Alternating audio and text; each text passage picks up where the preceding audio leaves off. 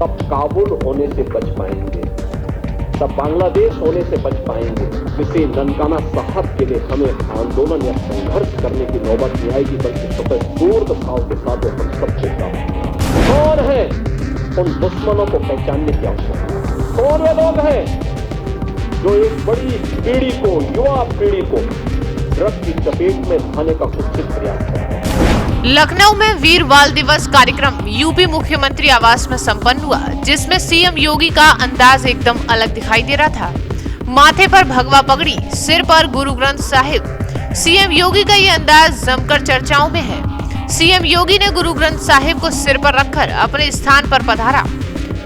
आज पूरे भारत में वीर बाल दिवस का आयोजन किया जा रहा है, जिसमें भारत के प्रधानमंत्री मोदी और सीएम योगी ने लखनऊ में कार्यक्रम रखा।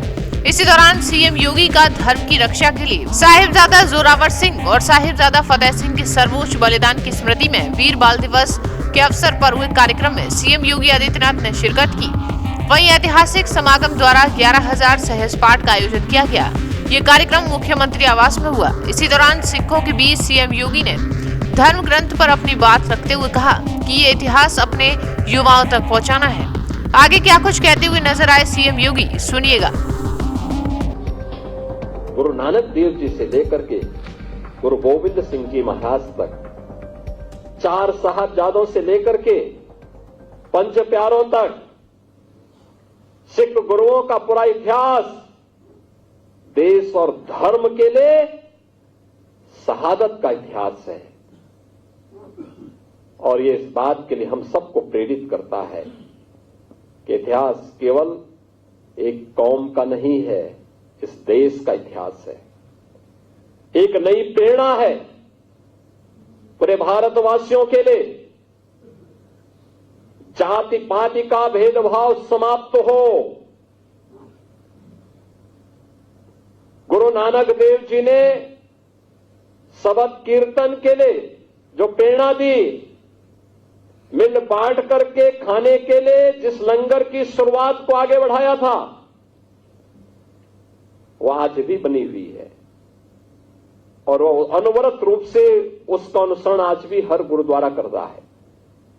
और यही गुरु परंपरा के प्रति श्रद्धा का ये भाव ही समृद्धि का कारण भी बनता है, खुशहाली का कारण भी बनता है।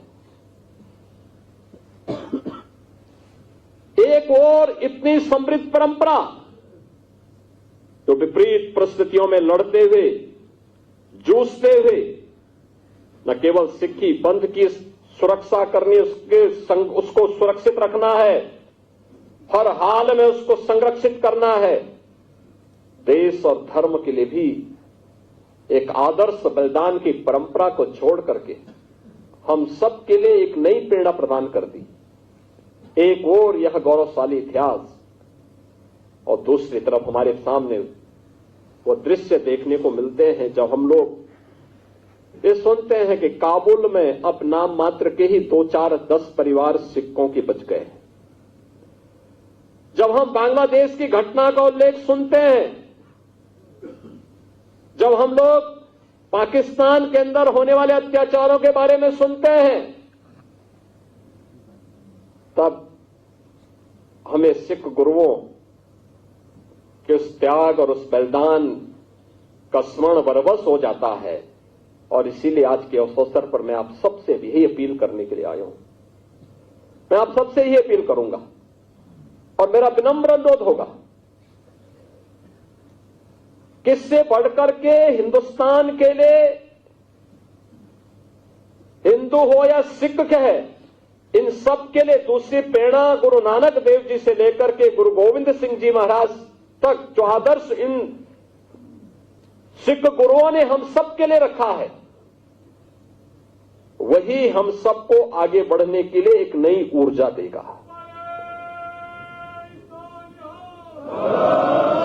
उन्हीं का आशीर्वाद हम सबकी प्रेरणा है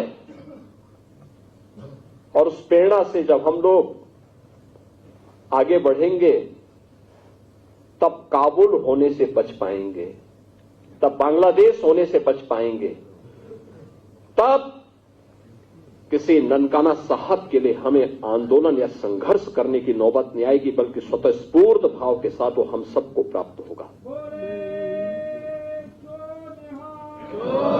और इसीलिए आज हम सबको अपने मित्र और शत्रु को सही तरीके से पहचानने की ताकत हम सबको प्राप्त हो, इसके लिए हम लोग गुरु महाराज से प्रार्थना करें, ये ताकत वे हमें दें।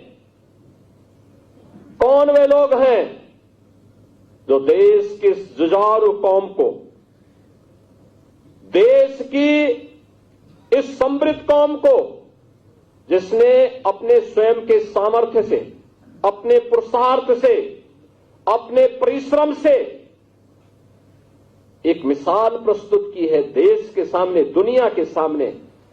कौन वे दुश्मन हैं जो आज उनके इस परिश्रम और पुरुषार्थ को कुंद करने की साजिश कर रहे हैं? कौन है? उन दुश्मनों को पहचानने की आवश्यकता है। कभी भारत की फौज में हमारा सिख एक बड़ी संख्या में जाकर के भारत की सुरक्षा के लिए अपने आप को समर्पित करता था। कौन वे लोग हैं जो एक बड़ी पीढ़ी को, युवा पीढ़ी को ड्रग की चपेट में लाने का कुत्सित प्रयास कर रहे हैं? हमें देश के उन दुश्मनों को समझना होगा, उन दुश्मनों से सावधान रहना होगा। कौन आपस में हिंदू और सिखों को लड़ाने का कुत्सित प्रयास कर रहे हैं? ये तो एक दूसरे के पूरक है। पंजाब की परंपरा तो इतनी समृद्ध परंपरा थी।